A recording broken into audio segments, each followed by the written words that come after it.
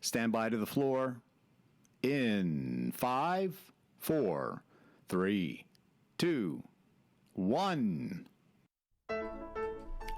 Coming to you live from the rich heartland of Altamont Springs, Florida, it's the Vic Show with Victor Bowers, brought to you by SuperChannel WACX TV. Take it away!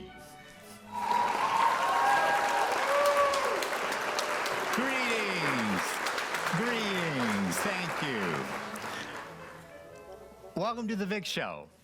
I'm Victor Bowers, and I'm still without my table. As you can see, there's nothing now between you and us here in the room, in the studio. But I'm filling the space in with more stuff. So anyway, it's maybe my security blanket. Maybe that's another issue, another day, another show. I'm Victor Bowers. Welcome to the Vic Show. And it's so good to be with you. And I'm glad you're tuning in and with us. And let's see what's going on. Oh, there's my music. Good. Some more emotional consolation.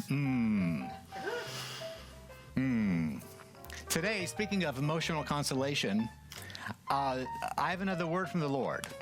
And so maybe this is a series of summer programming that I'm only becoming privy to as the Lord moves, which he does, and I'm still learning to submit to his flow. It's hard. It's a lifelong process. Nonetheless, today's word starts with an S, and it's not the word strong. It's the other S word. Strength, right. Yes. Thank you, Diane and Terry. Yes, the word is strength, not strong, strength. But Victor, I want to be strong. You can try, and you can have a little bit of success for a little bit of time, but being strong is not the goal, because strong is an adjective. It's something you have to do. It's something that strong describes the noun. This is a grammar lesson because I'm going somewhere, people. I don't want to be strong. I want to have strength. I don't want to do something. I want to be something. I can do strong by lifting weights or eating the right foods or however you want to exercise and exhibit being strong. But that's something you have to do. And after a while, I don't have any more strength to be strong. Because I'm broken. I'm weak on the inside. But the Lord says he will be your strength. Strength is a noun. Strength is a person. And you don't do strength, you receive strength. You are strengthened by the bigger power, which is not a power in and of itself, but is a power that has become a person, the person of Christ. So that's where I'm at. Today's word is strength. Strength, I wrote it down for you. I don't know if you can see it. Oh, trust me, it's there. I don't know if it's good. I don't know if it's good advice I get that close to the camera, but nonetheless, I am, because the word is strength. That's the word. It came to me a couple days ago. I was sitting in church, and during the sermon, and I had kind of yesterday, Orente in the hallway, the first thing he greeted me with on the Monday morning was, "Hey, Victor, you kind of look tired." And I like wink and like, I said, "Well, I am tired." So, because I just had a few days where I was just kind of battling some things, and I was just really tired and weak. And one thing I'm battling, and I'll just open up my personal life to you. One thing I'm battling, and I have to admit it, I have to confess, I grind my teeth when I sleep. Right. Of course, I don't know that because I'm the only one in my bed when I'm sleeping. So how would I know that? Except my dentist told me. And I went to the dentist the other day, and I'm having some nerve sensation that's new, and it's not friendly, when I eat certain foods. Like when you chew some dense food. I eat at Chipotle, and that food is very dense, very, it's not processed food, so you have to really chew it. And to chew it, on this side of my face, upper, it hurts a little bit. I have to be sensitive. And like if I eat popcorn, if I have some Cracker Jacks, or, it's not, I have to really think about where I'm chewing. So I went to the dentist, and he said, you grind your teeth. I can tell by the shape of your teeth. And he said that the nerve pain you're feeling is the residual effect of you wearing down your teeth, and then the nerves become exposed. And of course, then a dentist wants to sell you a root canal and a crown. And I don't necessarily want to do all that. So he said, get a dental guard and wear it at night for the rest of your life, and that will pretty much help you. Or you can just go on and have your teeth replaced as they fall apart. And so I'm learning to sleep with a dental guard in my mouth that I bought at CVS. Or I can get him to make me one for $600. So I'm going to start with a $22 dental guard. So I am tired. I am tired. Thank you, Arente. You hit the nail on the head. I confess, I'm tired. So I went to church, and the preacher was preaching on Hosea, out of the book of Hosea, and the rebellious Israelites, and all that was going on in that time period. And I was sitting there, folks, and just sitting there, tired, and the word strength popped in my head. Just this, and when it popped in my head, I experienced something. I experienced something from outside myself that came to the knowledge of my mind. The word strength, I saw it. I see in images. I saw the word strength. That's why I wrote it down for you. I wrote it down so I wouldn't forget it. And I began to experience something different in my body. I began to become strengthened. And the rest of the day, as I would go about my day, I would think of that word strengthen. The light's falling apart, ignore it. I would think of the word strengthen, because I wrote it down, people. When the Lord gives you something, if you don't want to admit it's from the Lord, I get it. If you get a good idea, how about that? Because we all want to say we get good ideas. Write it down. Write it down, because when it's in your head, it's not tangible. This is tangible. You can hear it. You can hear it. This piece of paper has the word strength on it. It becomes physical. It's a real thing now in my life, this word. And I think of this word, and I think of this Post-it note. And look, Arente was so kind, he even took the back wall to match it. Isn't that sweet? And I can see it. It's a real thing, because strength is real. Strength from the Lord. What's my point, Victor? I'm not talking to myself. I'm a rhetorical question. Strength is a real thing, but it's not from inside of you. We can be strong. We humans can be quite strong. But after a while, we wear out, because we're not machines. Even a machine will wear out over time. But we are not built to be strong in and of ourselves. We are designed by God to be reliant upon Him. And in that reliance is all of our strength. And the Bible is full of stories where people who were weak and broken and had tried to do it themselves came to the end of themselves, and God all the time was there waiting on them to come. And the greatest example in that of the scriptures is the nation of Israel, God's only people, God's own people, a people who were known not for anything they did. The people of God, Israel was famous for being the people of God. They were a failure. They eventually failed God repeatedly. And I'm going to read you a little bit out of the book of Hosea, where they continued to fail God. But because they had the identity of being God's people, God was always bringing them out and restoring them and rescuing them. And so when I read that story of Hosea, the prophet talks about God coming in and saving the people, the nation of Israel again, but still the nation of Israel going back and continually.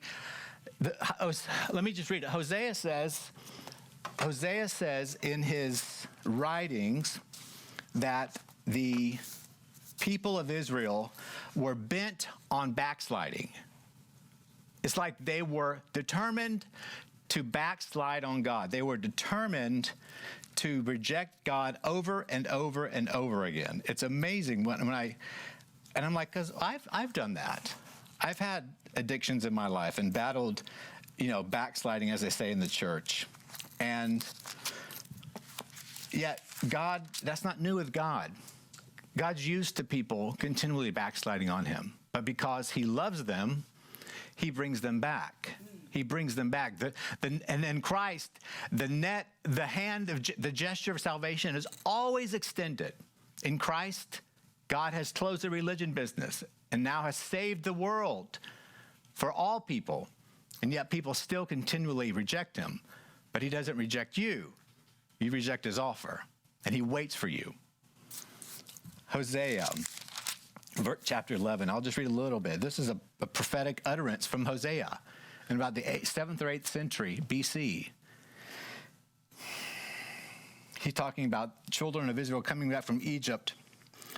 I taught Ephraim, Hosea 11. When Israel was a child, I loved him. I called him out of Egypt. He's my son. The prophet is talking about Israel as being his son. This is looking forward to Christ the Son, Jesus, the Son of God. So he calls them out of Egypt, and they came out, but they continued to worship the other gods. They would burn incense to the other gods in the presence of God. I taught Ephraim to walk. God is now talking about Israel as a baby. This is amazing language. I taught Ephraim, the baby of Israel, to walk. I took them by their arms, but they did not know that I healed them. I drew them with gentle cords. I drew them in with bounds of love, and I was to them as I took a yoke off their neck. I freed them from their slavery, and I fed them. I stooped down and fed them. This is God talking through the prophet, saying, I stooped down and fed you like a baby. This is God talking to his people. I stooped down and I fed you like a parent would do to a young baby. I stooped down to your level lovingly, wanting to do it to feed you. Yet they still returned to their gods. They returned to the Assyrians in the land of Egypt. They worshiped their gods. They refused to repent. And a bunch of bad things happened from the gods they were serving. How can I give you up, though, Ephraim? How can I hand you over? How can I treat you like Sodom and Gomorrah? Even though you're deserving of it, he was saying to the nation of Israel, I can't treat you like they were dealt with because they were not my people. You're my people. You've done worse than Sodom and Gomorrah, he's saying. Hosea is saying to the people of Israel. But God cannot treat you like he treated Sodom and Gomorrah because you're his own. My sympathy is stirred. I will not execute my fierceness.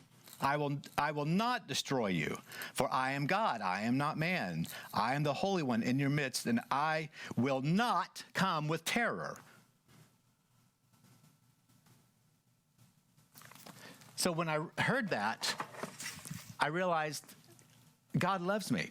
And just this knowledge of the love of God, I never heard this portion of Hosea like this, where God is saying, Israel, I treat you like my special child, and I stoop down to feed you like a parent does to a baby. I stoop down and feed you, and then I pick you up by your arms, and I bring you to my chest, like a father does to a young baby, or a mother does when to a baby, brings her to her breast to feed them and to nurture them. That's how God was talking about Israel, his son. Usually Israel is referred to as a daughter or in the she with a feminine pronoun. But in this passage, the prophet doesn't know it, but he's looking towards what will become the Son of God in flesh, named Jesus. And so he's referring to him in the masculine pronoun, the him. I called you as a son. Anyway, so while I was sitting in church listening to the preacher, it just struck me. And I got this strength in me. Because my mind began to be filled with the knowledge of the goodness of God. So that is the key. You're asking, Victor, where do I get this strength from? I need strength. I'm weak. I'm spent out. I'm tired. I'm just tired of forcing myself. I have no more strength. I'm weak. And I admit it. Are you saying that? Well, I have the answer. I have the answer for you. First off, it's not in you. The greatest thing you can give God, if you want strength, is give him your weakness. That's where his strength shines. That's what Paul discovered, the great apostle Paul. In my weakness, I am made strong. That's the key, and that's what the world will not tell you. Tony Robbins will not tell you to become weak to get strong. Susie Orman will not tell you to become poor to get rich. They're saying some good advice. I don't need good advice. If good advice could save the world, we would already be saved. Good advice is good, but it doesn't save you. Only God saves you. But God does things different than the world. Tony Robbins has some nice things to say. Good for him. Susie Orman has some wonderful things to say about money and financing. Good for her. Fantastic. But they're not answering my heart questions. Why am I still weak when I've lived my life trying to be strong? I just read an article today about a great bodybuilder named Ronnie Coleman. He was a big guy. He won international competitions for several years. If you Google his name, Ronnie Coleman, you'll look him up. It's a sad story going on now. Well, at the time, he was Mr. Olympia several times over. Big guy, big bodybuilder, maybe 300 pounds plus of muscle. He looked like the object of strength when you'd look at him and see all the medals, and just his career, his whole identity, everything was built on his appearance of strength. But it's just an appearance of strength. This is not against him. It's a message for all of us. Now he's battling to stay alive. He's had some back problems and some surgery problems, and just the results of a bodybuilding lifestyle, which is a very hard lifestyle on the body. It's not a natural lifestyle. People do it, but it takes their toll. Because the body is not meant to carry that. We're not meant to carry that strength all of our life in our own power. You're not called to be strong. You're called to be strengthened by a bigger power. And the bigger power is not something in the sky. It's a person. His name is Jesus. That's why we preach Jesus, because Jesus is our strength. What did Jesus say in Mark chapter 12, Victor? Well, let me read it to you. Jesus was asked by the scribes and the Pharisees, what's the greatest law? What's the greatest commandment? Jesus gave a few statements, and then he said, and you must love the Lord your God with all your heart and all your soul. That is pertaining to your life. All your heart and soul, that encompasses your life. And then with all your mind and your strength. Heart and soul are tied together, and mind and strength are tied together. Your strength, your supernatural strength you've been wanting, comes from filling your mind with the knowledge of God. That's where our strength comes from. Paul tells us in Colossians, this is a prayer. I continually ask God to fill you with the knowledge of his will through his wisdom and understanding that the Spirit gives, so that you may live a life worthy of the Lord and please him in every way, bearing fruit in all good works, growing in the knowledge of God, and being strengthened with power according to his might, so that you may have great endurance and patience. You become strong in the Lord through the knowledge of God. You become strong in the Lord through the knowledge of God. You become strong in the Lord through reading his word. But the word alone is not enough. It's the experience of the word. Knowing the word, being able to quote scripture is wonderful. But that is only part and parcel of the strengthening process. It's the experience of the word. When I sat in the front row of my church this past weekend, and I sat in the front row because that was really, the most empty seats are in the front of a church. So when I went in after my break of doing praise and worship, the only place available to sit was on the front row. So I went to the front row and sat down, which is good for me because I get easily distracted. And so I was on the front row, tired. I actually contemplated during the break, because I play on the stage as a musician, I actually contemplated taking a nap during the message in the back room because it was empty. It was dark. It was cool. I could hear everything, but I was absent. But I'm like, no, I need to be here. I need to hear the word. So I dragged my tired body out, and the Lord had me sit on the very front row, which is what he'll do, because he loves you. And he wants to make you uncomfortable so you'll listen. When we get comfortable, we go to sleep. And I was ready to do that anyway. So as I heard about something I wasn't even expecting, who's going to hear a message out of Hosea? Hosea can be a depressing book. But when I realized, when God was saying how much he loved these people Israel, and they were just like a spoiled child, yet he could not treat them bad. He wanted to be angry with them. They were deserving of anger. They were deserving of wrath. They were deserving of judgment, just like all of us are, but he couldn't do it.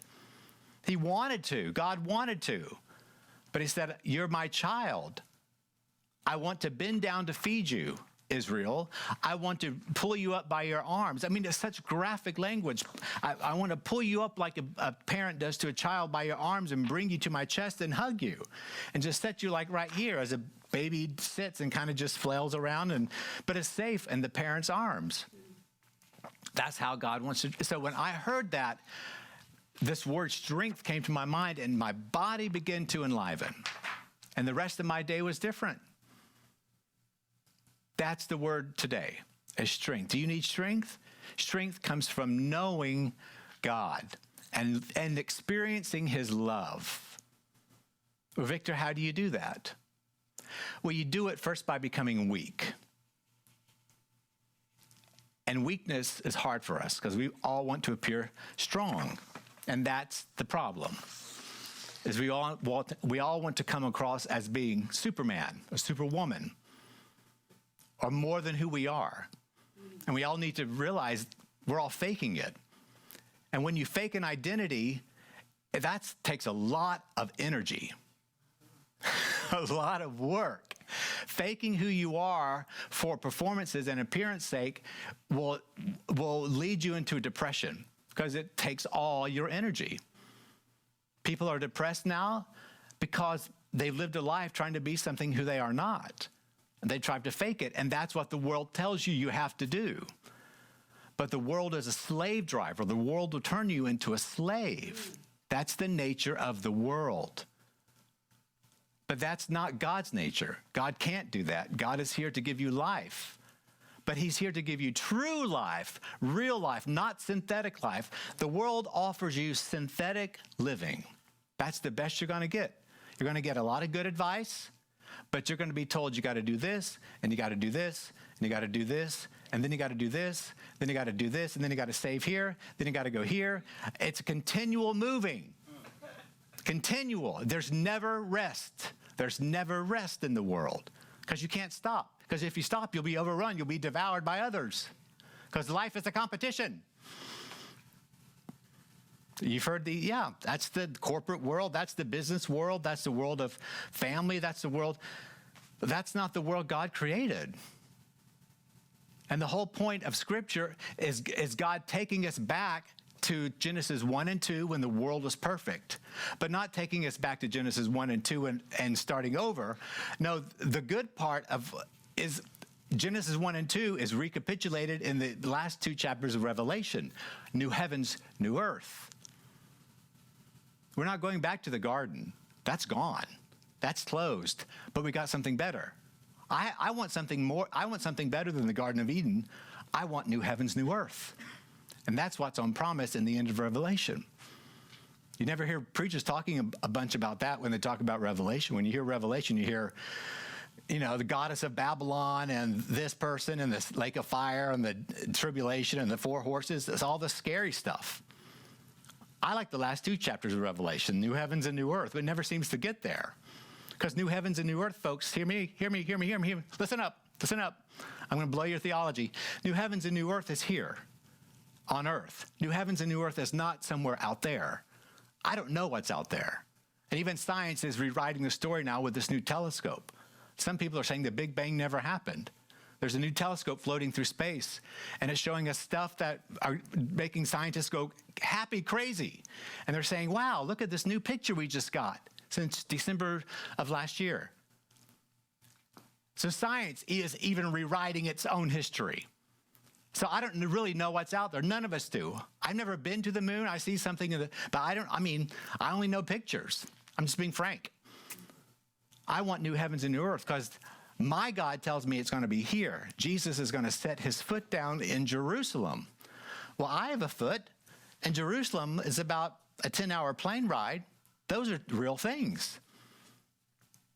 I want new heavens and new earth. And so when I begin, as I'm preaching, are you feeling stronger? You probably are, because I'm filling your mind with the knowledge of God. I'm just repeating the words. But I'm repeating the words through a vessel that God has anointed, not by my choosing, by his choosing. He chose this vessel, not me. But it's as the words come to life, as I preach them out to you, and you're hearing them, and you're beginning to feel something different in your body, and you're beginning to feel a surge of energy, perhaps, or a sense of motivation, or you're beginning to feel a sense of purpose, or you're feeling less depressed. That is because your mind is being filled with the knowledge of the Lord, and when you fill your mind with the knowledge of the Lord, you become stronger by his power, because he is your strength. He is your strength. I pray that out of his glorious riches, he may strengthen you with power through his Spirit in your inner being, so that Christ may dwell in your hearts through faith. And I pray that being rooted and established in love may have power together with the Lord's holy people to grasp in your mind how wide and long and high and deep is the love of Christ. And to know this love that surpasses knowledge, to know this love in your heart that surpasses the knowledge of the mind, that you may be filled with all the measure of the fullness of God. Our strength comes from the Lord. Our strength comes from the Lord. One of the famous songs I grew up with singing in my church was, "The joy of the Lord is my strength. The joy of the Lord is my strength. The joy of the Lord is my strength. The joy of the Lord is my strength." You've probably heard that. Maybe not. This is your first time. You'll never forget it. The joy of the Lord is your strength. It's the knowledge of the joy of the Lord. And knowing God and knowing that God loves you before you loved him. This comes out of Nehemiah, another prophet, another era, and dark era in Israel's history. When they realized how much God loved them and God had saved them, they were torn, they were ripped apart. Ezra was reading the law, and the temple had just been rebuilt, and the wall, Nehemiah, had just finished. And they were hearing of their God. They had never heard of their God like this. And they were crying, but Nehemiah said, "Don't cry. God loves you. He's forgiven you. And he loves you. So let that joy that he has fill your heart, and it will give you strength." And with God, all things are possible.